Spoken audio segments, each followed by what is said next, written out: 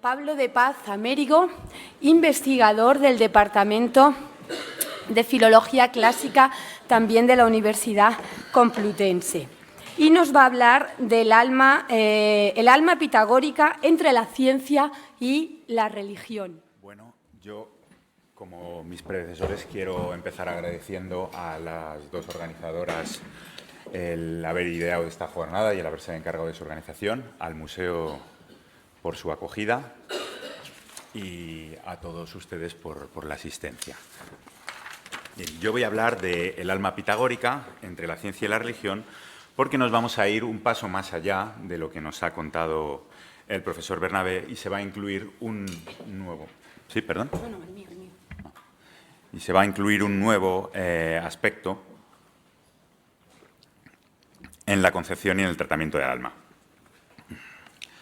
El pitagorismo, voy a introducir un poquito por si no lo saben, es un movimiento filosófico iniciado por Pitágoras de Samos en el siglo VI a.C., que tiene una larguísima duración en el tiempo, si bien el pitagorismo como movimiento, como secta, porque es una secta filosófico-religiosa con intereses políticos que llegó a controlar una serie de ciudades en la Magna Grecia y después de unas revueltas que se produjeron a mitad del siglo V y fueron expulsados de la península itálica, trataron de reorganizarse en la Grecia continental. Dura más o menos hasta el mediados del siglo IV, donde nos dice un discípulo de Aristóteles que desaparecieron los últimos pitagóricos. Pero reaparece después, en el siglo I, en el neopitagorismo, con figuras como Moderato de Gades, Nicómaco de Gerasa y otra serie de autores. Ya es un pitagorismo muy influido por Platón, ya es diferente, y este pitagorismo va a volver de nuevo en los autores neoplatónicos, que van a ser muy pitagorizantes, pero desde una perspectiva diferente. Entonces, es un movimiento muy variado, muy grande en el tiempo, muy amplio en el tiempo y muy amplio geográficamente, porque ocupa diferentes ciudades, muchos autores. Entonces, ¿hasta qué punto tiene unidad de pensamiento? Tampoco es una cosa que está muy discutida, no lo sabemos. Desde luego, en principio, la concepción del alma que nos ofrecen no parece para nada unitaria, como es de esperar en una escuela de pensamiento de estas características. Tenemos documentadas para el pitagorismo una serie de doctrinas muy diversas acerca del alma. Algunas de ellas tienen que ver con la naturaleza, esto es, con la materia de la que está compuesta el alma, lo que nos acercaría al contexto científico del que nos ha hablado el profesor Bernabé y a los filósofos socráticos, pero otras lo que tratan es acerca del destino del alma, lo que nos sitúa en un contexto más religioso, en qué sucede después de la muerte del cuerpo. Sin embargo, pese a las diferencias, parece haber un supuesto compartido, que es el alma es este principio del movimiento, principio vital, que aporta capacidad de emoción, capacidad de moverse, la vida entendida como capacidad de movimiento, pero también se le va a añadir un elemento que está latente ya en los poemas homéricos, que es que el alma es la portadora de la identidad personal, ¿no? Y con estos dos supuestos vamos a jugar en las teorías acerca del alma que aparecen en el pitagorismo. En las doctrinas sobre la naturaleza del alma hay que decir que los postulados que tenemos se relacionan siempre con aspectos de la cosmogonía pitagórica, de la cosmología pitagórica, estableciendo este paralelismo entre macrocosmos, entre la estructura del universo, y el microcosmos, la estructura del ser humano. Ya hemos visto que este paralelismo forma parte de la concepción científica de la época, que trata de aunar el mayor número de fenómenos bajo una misma explicación. La primera doctrina que voy a comentar es la de Hipaso de Metaponto, que le atribuye a Aristóteles, donde nos dice que el alma es de naturaleza ígnea, es fuego.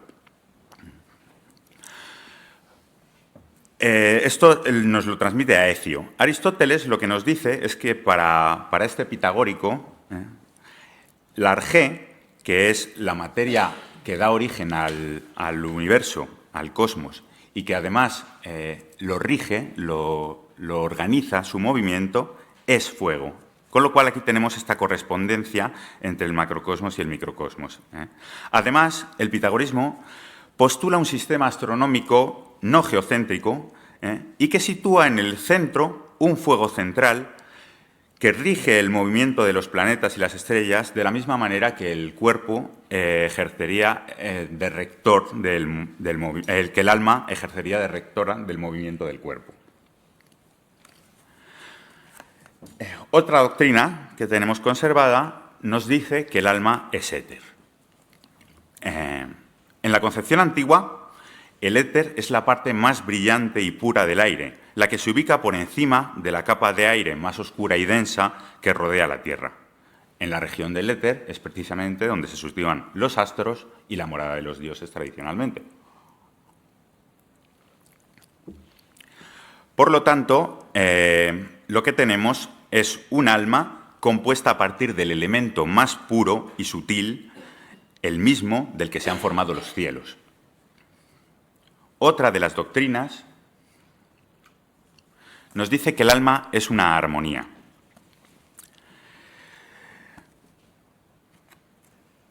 En especial, esta doctrina se atribuye a Filolao, de Crotona. Armonía viene a significar un ensamblaje, una unidad de partes que conforman un todo. El concepto de armonía es muy importante para el pitagorismo. Aristóteles nos dice que para los pitagóricos todo el cielo es armonía y número.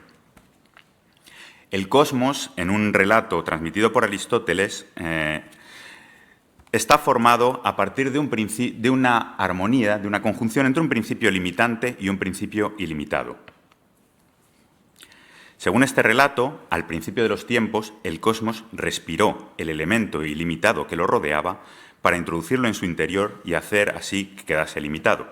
A partir de ahí, empezaron a diferenciarse las cosas en el interior del cosmos, comenzando por el fuego central hasta adquirir la forma definitiva que tendría actualmente. Esta descripción del modo de animarse del cosmos recuerda a otro texto pitagórico donde se explica que el embrión se forma en la matriz a partir del calor y que en el momento del nacimiento inspira aire frío para regularse y entonces comienza a vivir. Teniendo en cuenta este paralelo, tal vez podríamos identificar el principio limitante con el calor y el ilimitado con el aire frío. El cosmos se habría entonces originado a partir de una unión de calor, tal vez fuego y aire, formando una armonía entre los dos. De la misma manera que el alma sería una armonía, una harmonía en griego, de fuego y aire.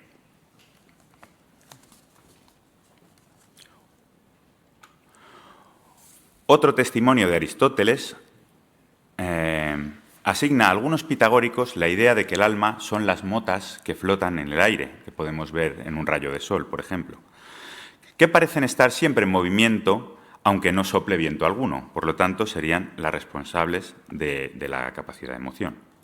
Es muy posible que esta doctrina responda a un atomismo adoptado de forma tardía por algunos pitagóricos en un intento de superar las críticas de Parménides y Zenón que obligaron a la adopción de los pluralismos en la filosofía presocrática. Parménides establece una serie de tesis que no permiten ya hablar de transformación de movimiento de una única materia y entonces empiezan a postular los cambios como agregaciones y disgregaciones de elementos materiales. En este caso no se nos especifica la materia de estas motas que forman el alma, por lo que bien podrían resultar compatibles con alguna de las doctrinas anteriores. Si es que no pueden resultar todas compatibles entre sí, que tal vez esto es así. Según Filolao, el fuego central fue lo primero que se ensambló y utiliza el término, la forma verbal harmotzen. Es decir, que ese fuego ya sería una armonía, un ensamblaje de fuego y aire. El alma podría definirse entonces indistintamente como ígnea o como una armonía, con lo cual ya tendríamos una posible equiparación entre dos doctrinas. Solo serían dos formas diferentes de referirse a lo mismo, desde perspectivas distintas. Por otra parte, un estudio reciente de un autor llamado Adrián Mihai nos dice que en la época de los presocráticos el éter principalmente se concibe como aire inflamado, por lo que estaríamos ya muy próximos a esta visión del fuego. Ya Anaxímenes había postulado la posibilidad de que el aire se transformase en fuego por rarefacción.